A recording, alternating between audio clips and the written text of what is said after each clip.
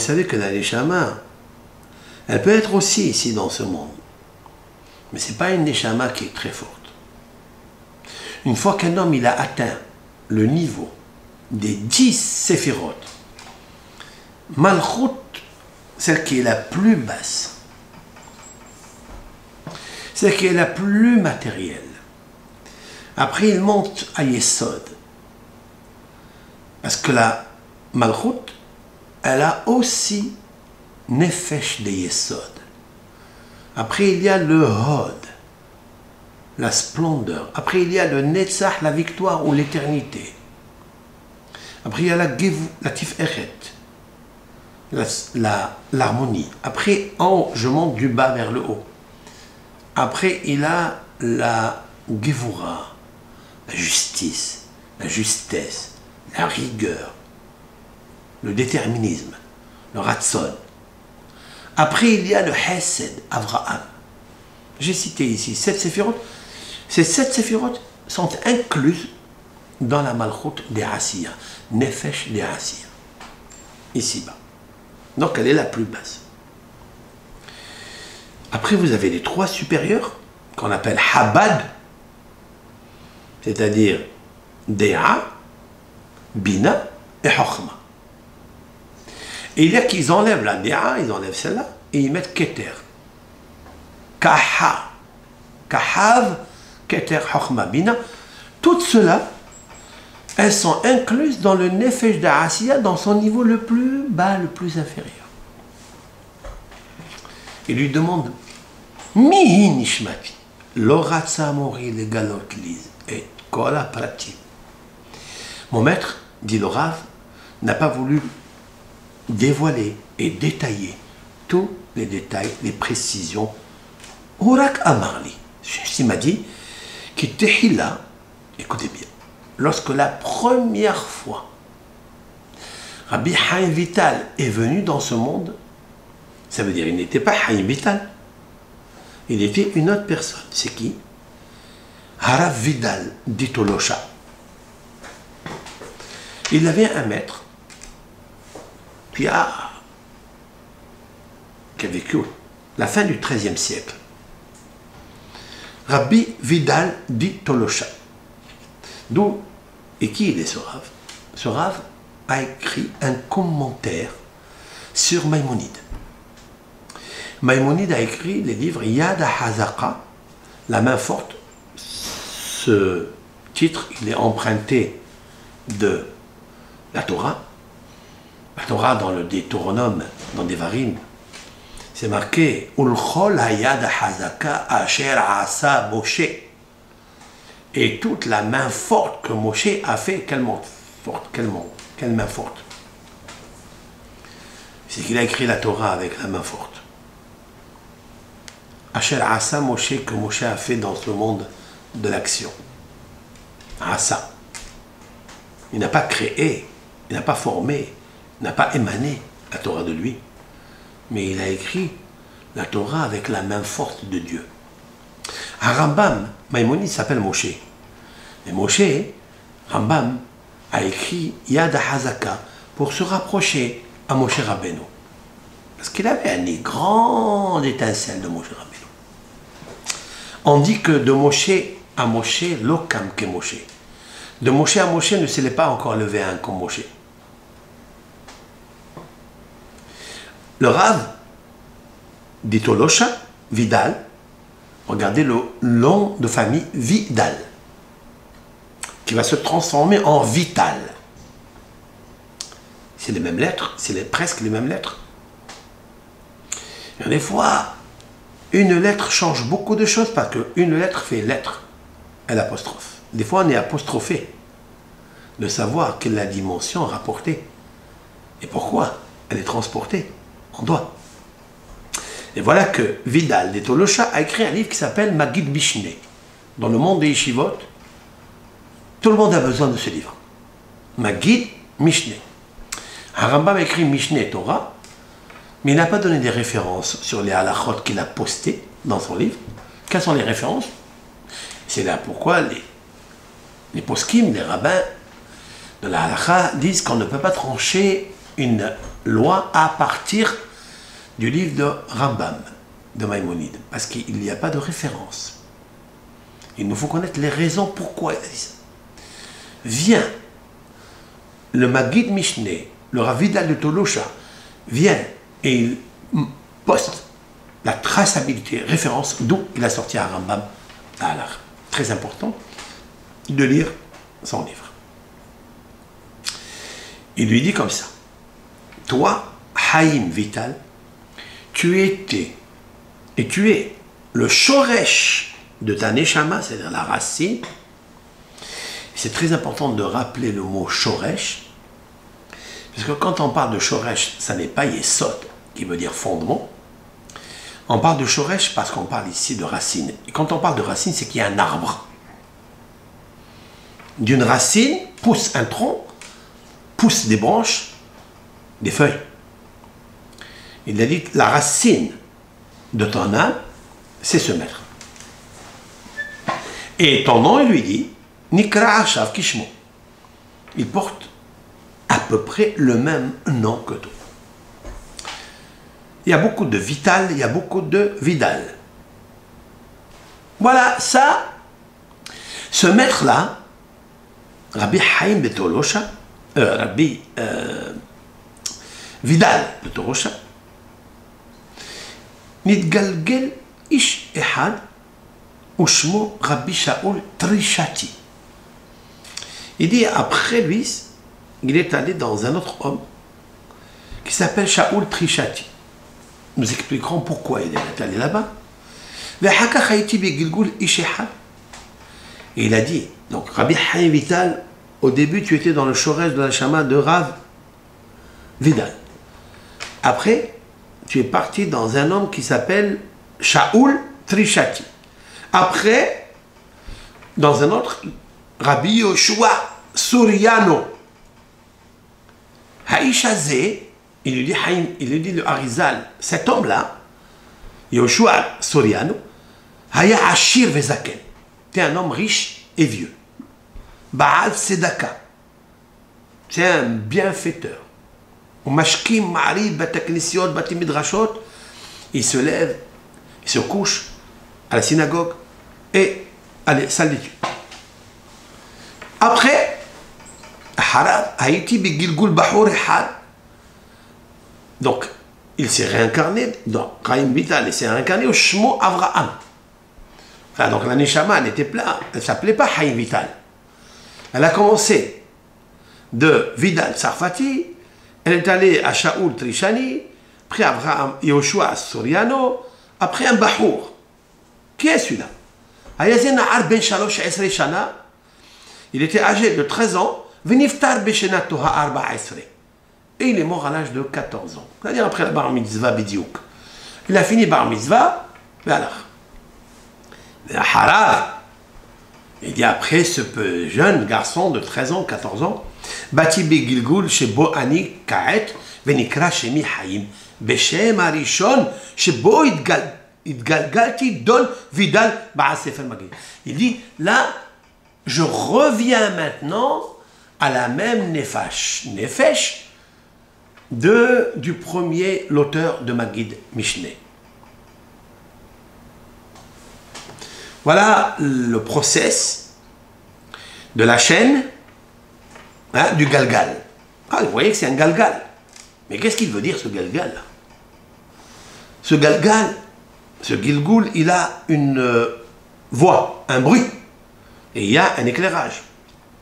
J'oublie pas faire intervenir à chaque fois le verset que David Ameler, 77, dans le verset 19, il a dit Kol Ra'amcha Bagalgal, la voix de tes tonnerres dans la galaxie, Ha'iru Berakim Tevel, éclairer les éclairs, la terre.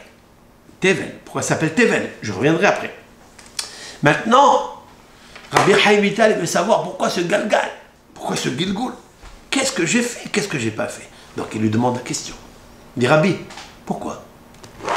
La réponse, Hasibba, c'est-à-dire la causalité.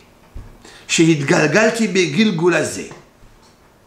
Donc, je me suis incarné dans cette chaîne de Galgal, la roue de l'âme. Amar Limori, mon maître m'a dit, ou Biglal, c'est parce que, et là il lui emploie un mot Biglal. Biglal, il y a le mot Bagalgal. Biglal, il aurait pu dire Bishvil, en hébreu courant, Omipene, ou parce que. Pourquoi Biglal Adavarazé? Biglal, c'est Bagalgal. Biglal, c'est Behad Gilgulim. Il dit parmi tous les roues de l'âme que j'ai traversées antérieurement, Haïti Biltima Amin Harbe Behochmat Azoar. Il dit parce que je ne croyais pas à 100% dans la science du Zohar de Rabbi Shimon Bar Yochai. Oh! Celui qui n'a pas la émouna dans le Zohar, celui qui n'a pas la confiance dans le Zohar Kadosh de Rabbi Shimon Bar Yochai, regarde ce qui lui arrive. Il dit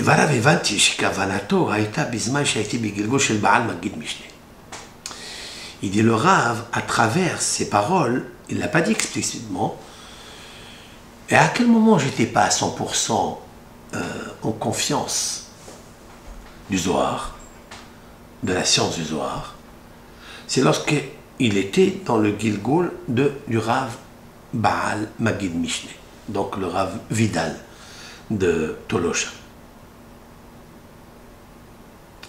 Alors mon maître il m'a dit, pourquoi? Parce que le Magid Mishneh a écrit que la halakha. Il a écrit beaucoup de psak. Il est connu que les talmudistes, les rabbins talmudistes du XIIe siècle, etc., étudiaient beaucoup la Gemara.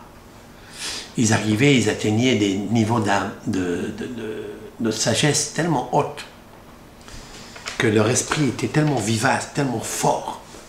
La émouna du Moussar, de la Torah, de Psak Halakha, tellement puissante qu'ils ne croyaient pas en tout ça.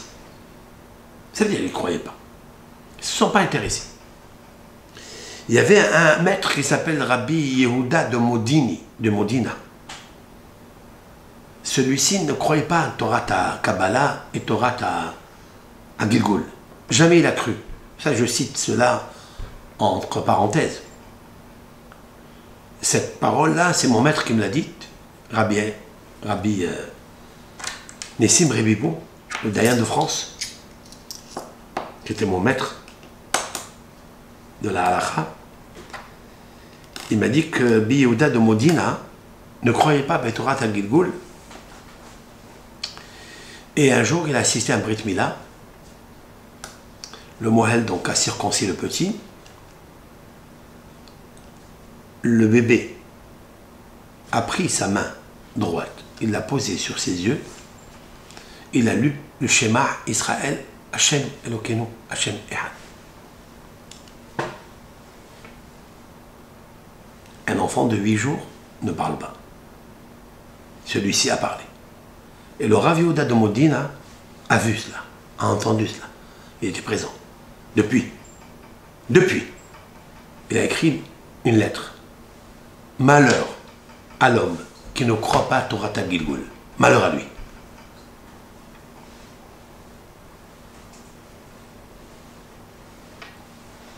Après des années, j'ai trouvé cette anecdote, cette histoire, dans un des livres du Rav Hida, mon maître par excellence. Enfin, les livres de mon maître. Le Rav Hida a porté cela dans des vaches léfis, la bouche, le miel à ma bouche, et là-bas il raconte cette histoire. J'étais ému et fasciné de savoir. Et ça existait encore d'autres anecdotes comme ce genre, pas seulement chez les juifs, même chez les musulmans, même chez les chrétiens. En Inde, plusieurs histoires sont écrites dans les livres. Il y a des témoignages de Torah Gilgul. Celui qui ne croit pas en ça, mais quelle est la raison pourquoi on ne croit pas? Est-ce qu'on ne croit pas parce qu'on est imbécile, tout court? Parce qu'on n'a pas de sagesse? Plus que ça, parce qu'on ne croit pas en nous-mêmes. On n'a aucune confiance de nous-mêmes. On est vide de sagesse, de chokhmah, de Torah, de lumière. Mais là, on parle ici de Baal Magid Mishneh, l'auteur du Magid Mishneh. Lui, on peut comprendre pourquoi. Parce qu'en fait, celui qui étudie le Talmud, il n'est aucune référence, écoutez bien ce que je vous dis.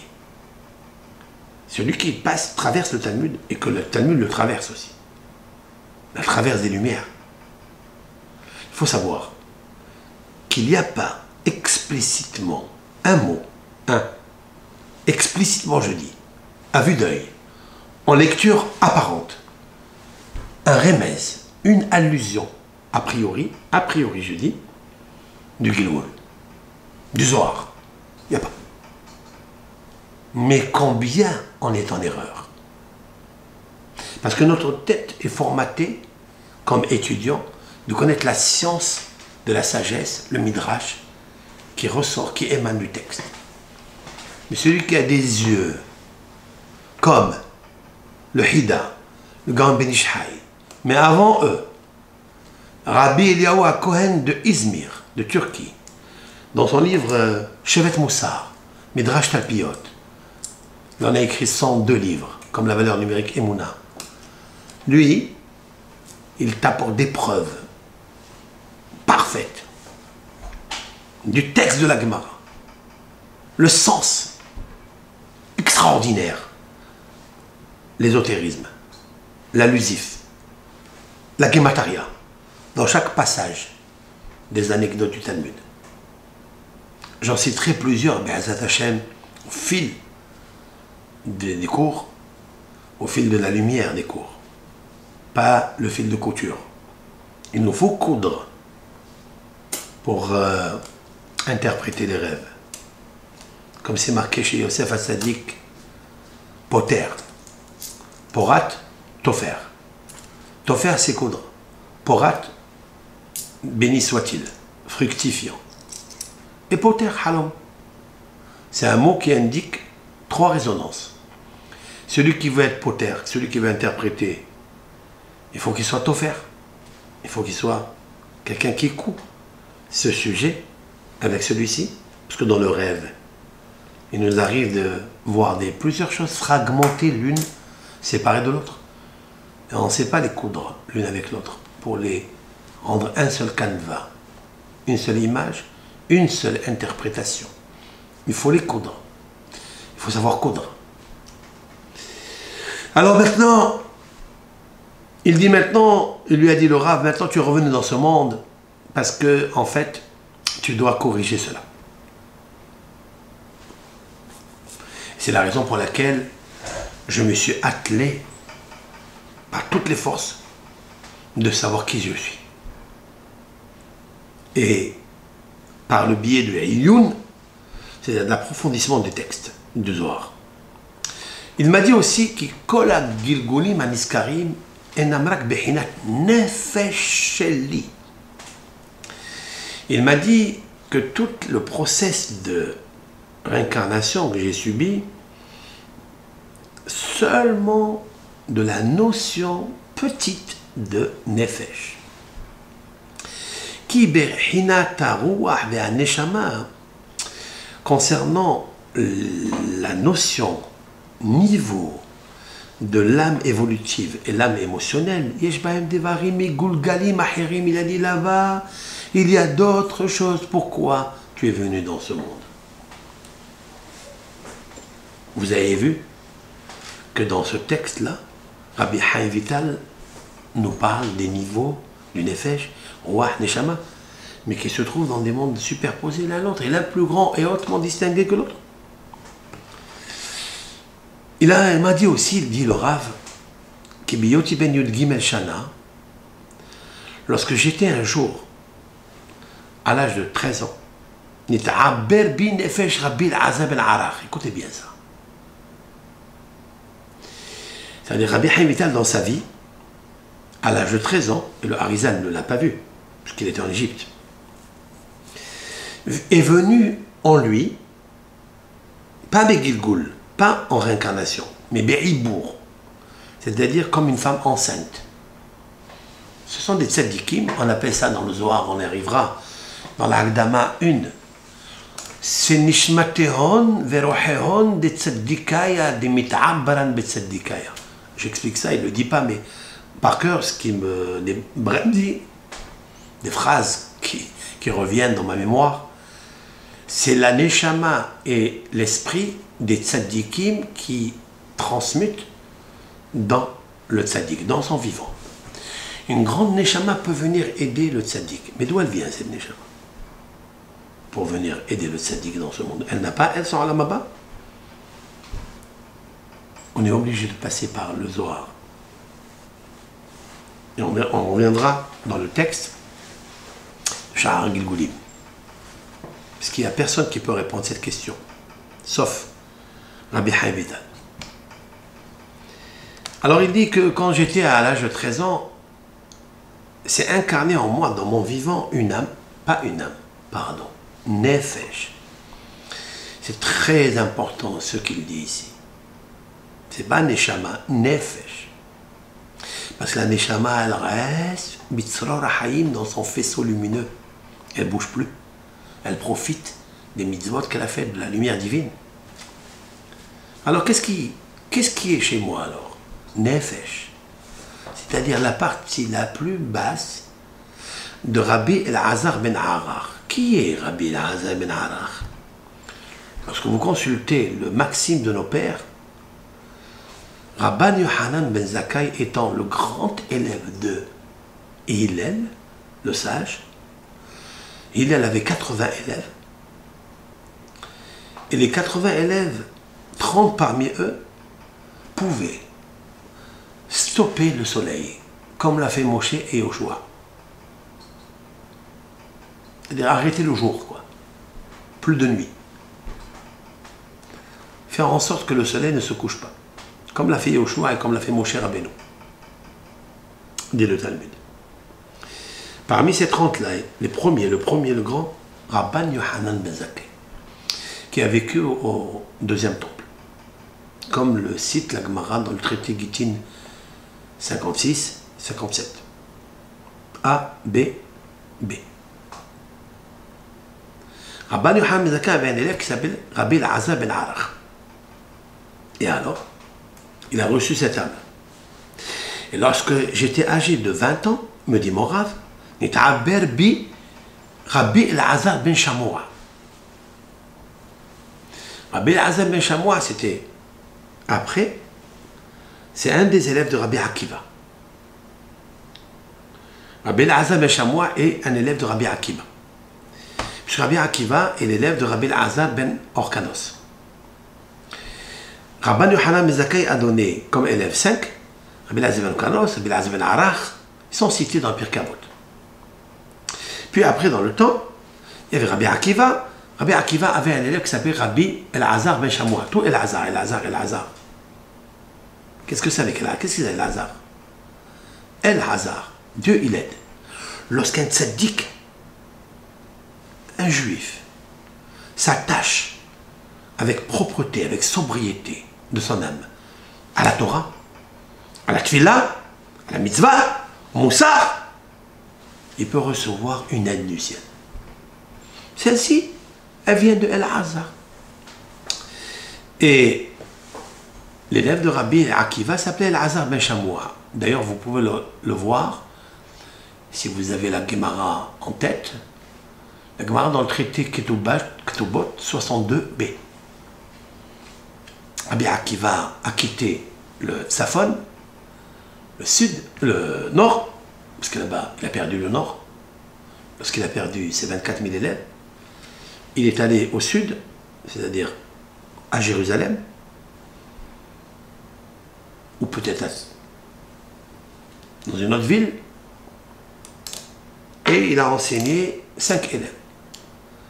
Les 5 élèves sont Shimon bar Yochai, Meir, Rabbi Yossi, Rabbi Yehuda et Rabbi El-Azar ben Shamoua.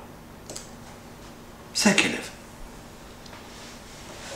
À chacun, il a vu en lui une partie des 5 visages qui existent dans les mondes. Comme nous l'avons précité dans la préface, premier cours, où même le nefesh des Asiya, c'est-à-dire l'âme végétative qui est intelligente, qui est séparée, nuancée de l'animal, bien sûr, puisqu'elle a la parole, puisqu'elle réfléchit. Chacun parmi eux était un élève. Et chacun, il est extrait d'une lettre de Dieu. Rabbi Elazar ben Shamoua, c'est la 5e, le He. Et il a pris son nefesh, il est venu. Pourquoi? Les filles Shaya Ehad Me'asara Harouge Malchut Ma'alato Gdola Me Rabbi Elazar ben Arach. Puisque Rabbi Akiva était parmi les 10 martyrs et qu'il est mort sur Al-Kiddush Hashem, même qu'il était dans le temps plus loin que Rabbi Elazar ben Arach, qui était au temps du deuxième temple. Rabbi Akiva est après 100 années. 100 années après la destruction du deuxième temple, Rabbi Akiva a dépassé la Neshama de Rabbi Elazar ben Arach. Et alors, qu'est-ce qu'elle fait chez Rabbi Haim Vital? Il lui a dit, sache que les deux âmes, quand tu as atteint 29 ans,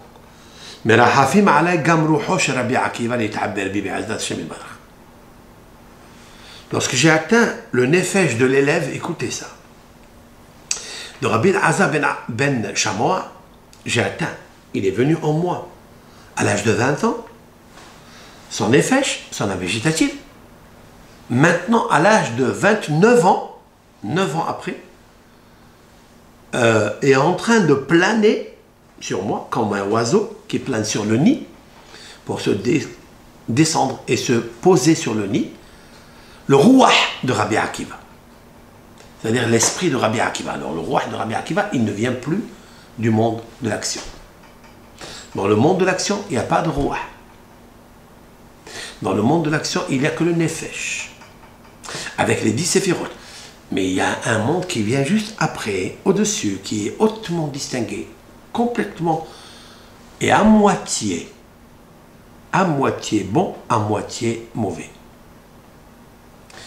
Est venu un rouah de Rabbi Akiva. Tiens.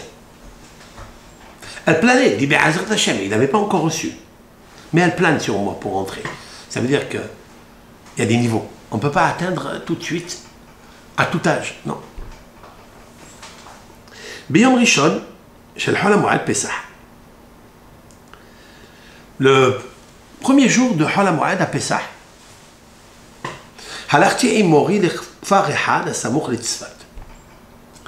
je suis allé avec mon maître à un village qui est proche de Tzfat, Beshem Achbara, s'appelle Achbara.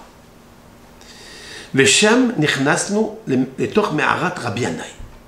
Là-bas, nous sommes rentrés dans le mausolée de la caverne, la grotte où est enterré Rabbi Yanai, très célèbre talmudiste.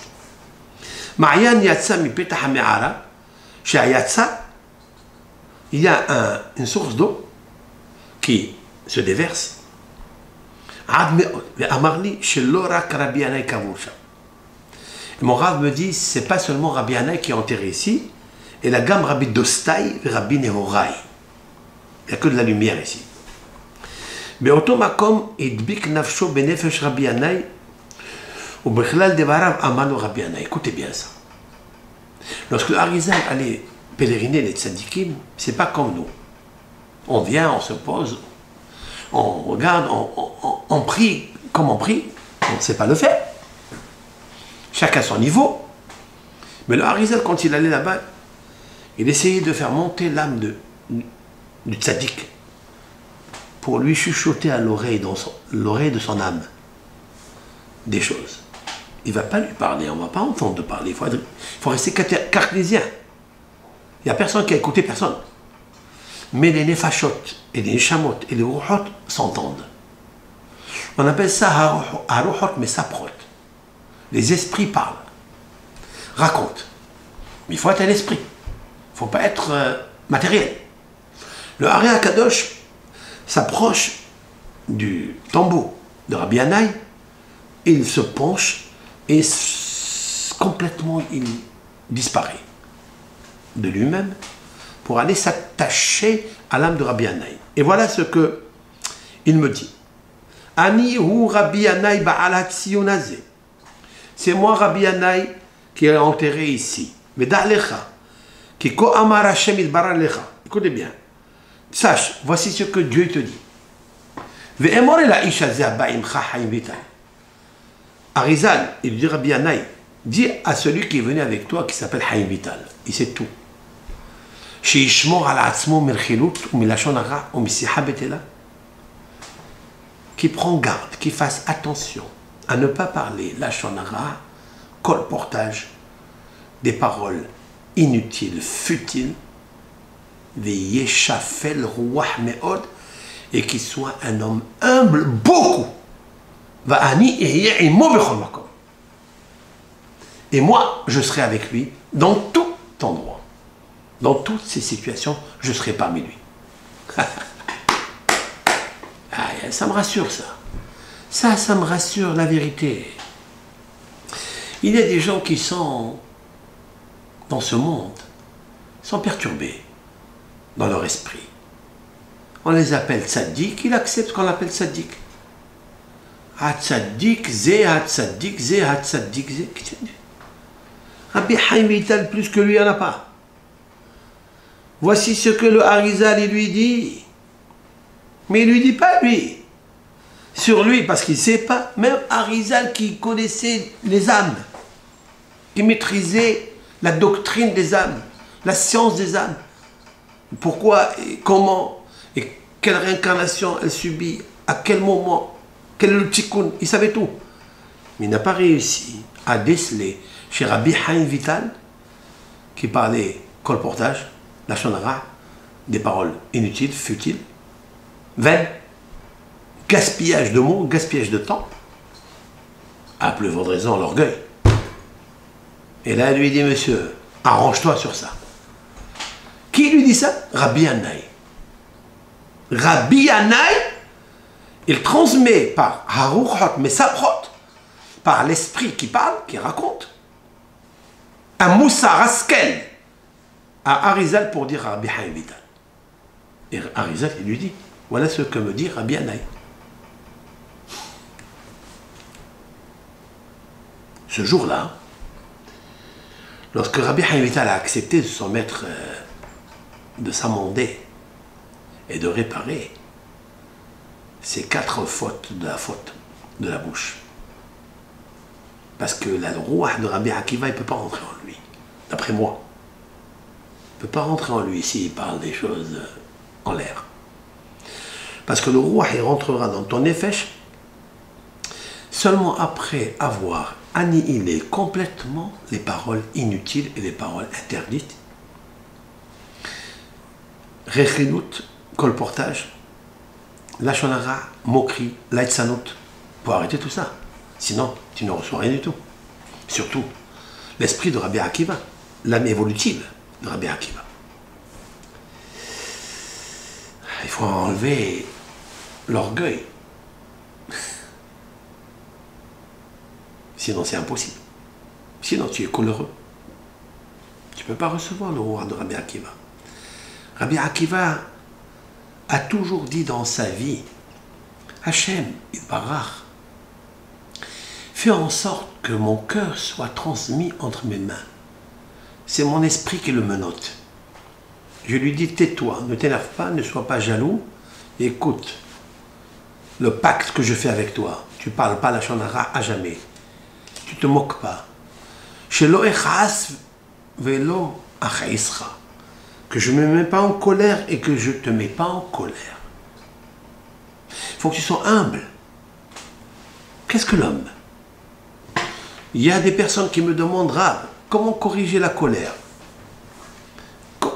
D'abord, il faut qu'elle sache qu'elle parle à un coléreux. Je ne peux pas guérir la colère puisque moi-même, je suis malade de ça, malheureusement. Comment on va guérir ça? Les vitash ish yavne, perkavot. nous raconte ce grand maître, Lévitas, Ish Yavne de Yavne. Me'od fait shfal rouah. Beaucoup, sois humble. Chez Tikvat Enosh Rimma. Car, qu'est-ce que l'homme? Quel est l'espoir? Quel est le devenir d'un homme? Rimma. J'ai jamais compris le début et la fin. Le début, je comprends qu'il faut être humble, mais qu'est-ce qu'il dit? Que le devenir de l'homme, il est Rima, c'est ça? Ça, on le sait. Mais on ne réfléchit pas assez pour ça. Rabbi Lévitas Ish Yavne nous dit le remède, comment guérir la colère. Tu es une poussière, une vermine. Et tu termines dans le ventre de la vermine. Voilà. Alors, le remède. Si tu ne fais pas ça, tu ne peux pas écouter le conseil des sages, tu comprendras, tu seras toujours coléreux. Mais pour y arriver, il faut s'organiser. Et à organiser, pendant un mois, tu te mets dans ta tête, un jour, je quitterai ce monde. Pourquoi m'énerver? Pourquoi on s'énerve? Pour l'orgueil. Pourquoi on est orgueilleux? Parce qu'on veut qu'on nous respecte, on veut qu'on nous donne les honneurs qu'on mérite. Et peut-être tu ne mérites pas. Ou même, ô combien tu mérites. Mais ça te fait quoi? Ça te fait quoi quand on te donne le mérite ou quand on te dise des horreurs? Des honneurs ou des horreurs? Ça te change. Pourquoi tu dois changer par rapport à ça? C'est que tu es instable. C'est que tu n'as pas confiance en toi. Rabbi Chaim Vital voulait guérir et monter. Mais tu n'as pas pu, mon frère. Il faut que tu corriges l'orgueil. Il faut que tu ne parles pas en regardant avec une hostilité les autres. Fais attention.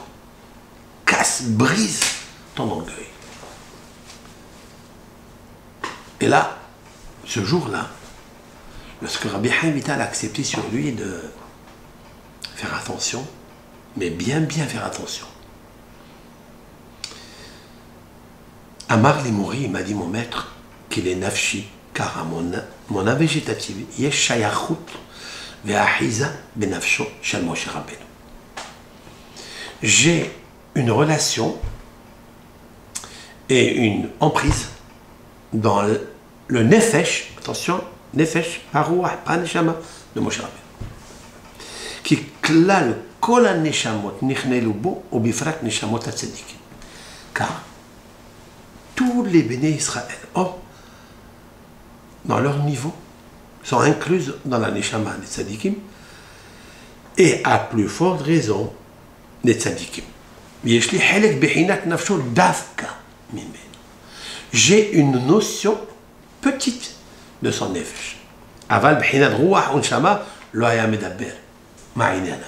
Mais concernant mon âme ou l'âme de Moshe, j'avais aucune relation, il ne parlait pas.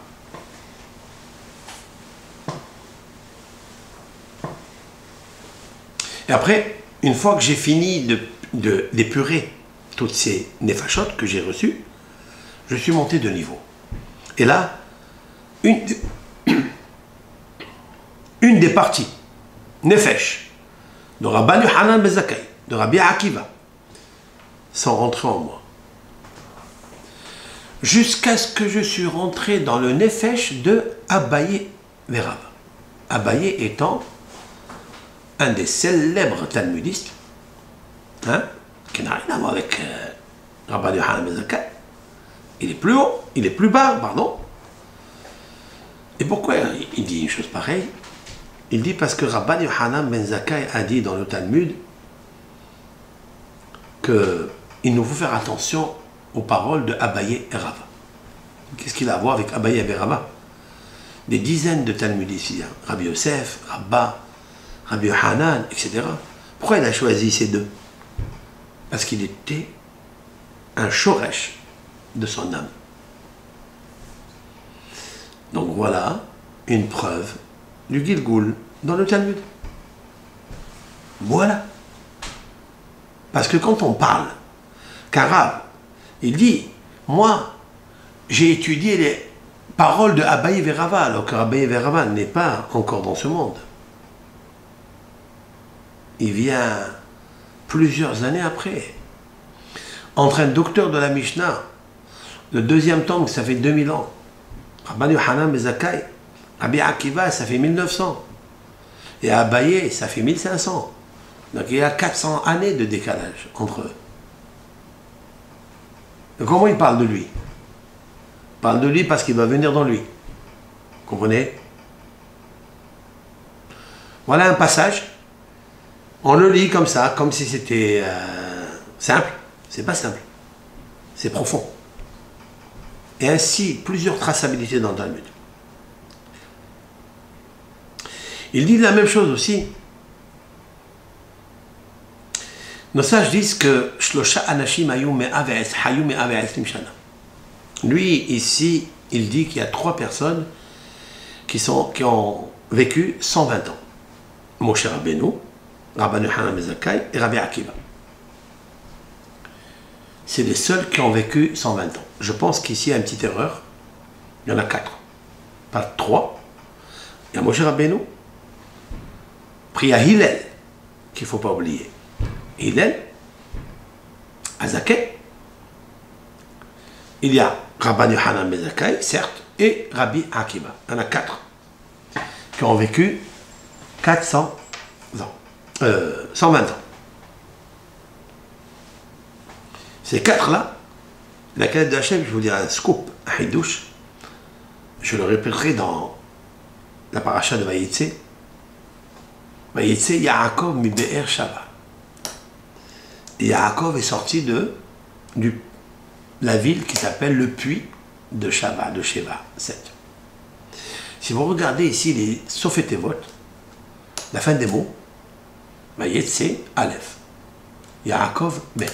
À la fin, hein, Vayitse, il y a Aleph. Yaakov, il y a Bet. Mais Be'er, Resh. Shava, Aïn. Aleph, Bet, Aïn, Resh, Arba, 4. Arba, c'est quoi ces 4? Ces 4 sont les 4 niveaux dimensionnels qui existent dans le monde, qui sont extraits de l'émanation de luminaire Yud Ke Vav Ke, le nom sacré de Hakadosh Baruch Hu, Arba. C'est la notion de Kiryat Arba, Hebron. C'est-à-dire il y a 4. Sarah, Avraham, Yaakov, Yitzhak, Rivka, tout le monde était lié avec ces 4. Parce qu'on ne peut pas revenir en Gilgoul plus de 4 fois.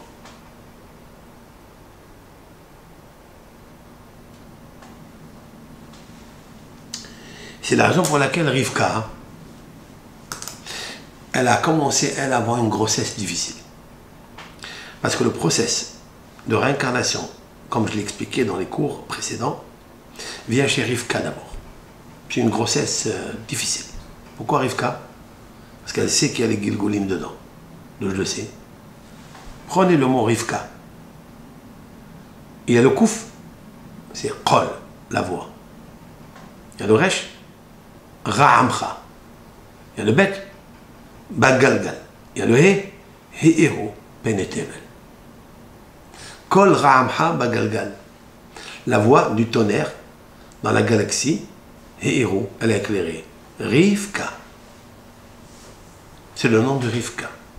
C'est pas un nom qu'on donne comme ça, parce qu'il est le Shoresh et les initiales du Sod Agilgul. Vous comprenez? Et donc, c'est ça Arba. Il y a 4 lettres ici, dans Rivka. Parce que les 4 lettres du tétragramme, c'est de là où est sorti Yaakov. Il a pris avec lui le Yud Ke Vav Ke. Il a pris avec lui toute la science de la Torah écrite et la Torah orale.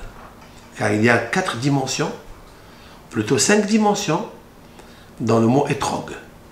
Etrog, Aleph, Tav, Resh, Vav, Gimel. Aleph, c'est Emoraim. Après, vous avez Tanaïm. Après, Rabbanan ou Svorae. C'est les rabbins qui étaient derrière les Emoraim. Et le Gimel, c'est les Géonim. C'est les génies. Il y a eu 4 périodes après la Mishnah. Les docteurs de la Mishnah, les docteurs de la Gemara, les rabbins de la Svara, c'est-à-dire ceux qui ont compilé, qui ont ajusté les logiques et les raisons que le Talmud il est très fermé, compact, il faut le dévoiler, il faut l'éclater comme on dit. Donc ils sont venus les rabbins Svorae, Svara, et après il y a les génies, les Géonim, Rabba Gaon, Rappal Toy Gaon, etc., etc. Il y a ici le mot Etrog, dit au nom, je dis ça, au nom de Rabbi Nata Shapira le Megalé Amukot. C'est le fruit interdit que Moshe Rabbeinu, que Adam Arishon a mangé. D'après certains Tanaïm, c'est le Etrog. C'est le Cédra. Car dans le mot Etrog, il y a les initiales des 4 dimensions de lumière de la Torah.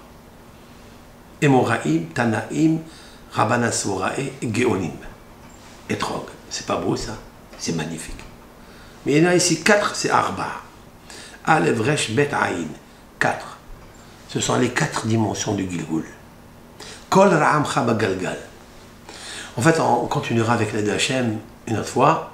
Là, il me fait tard. Et Bisrout à Torah.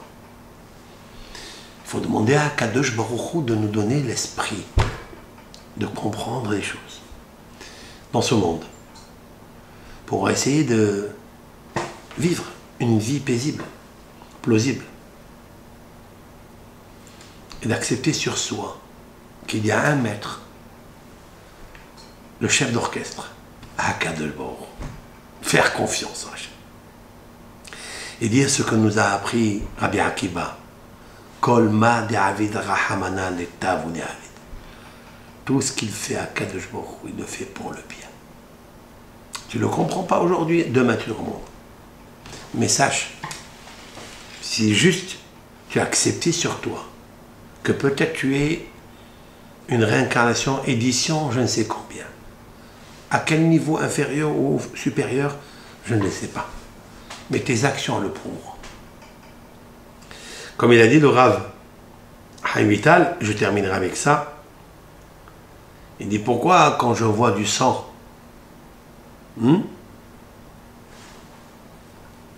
alors je tombe par terre.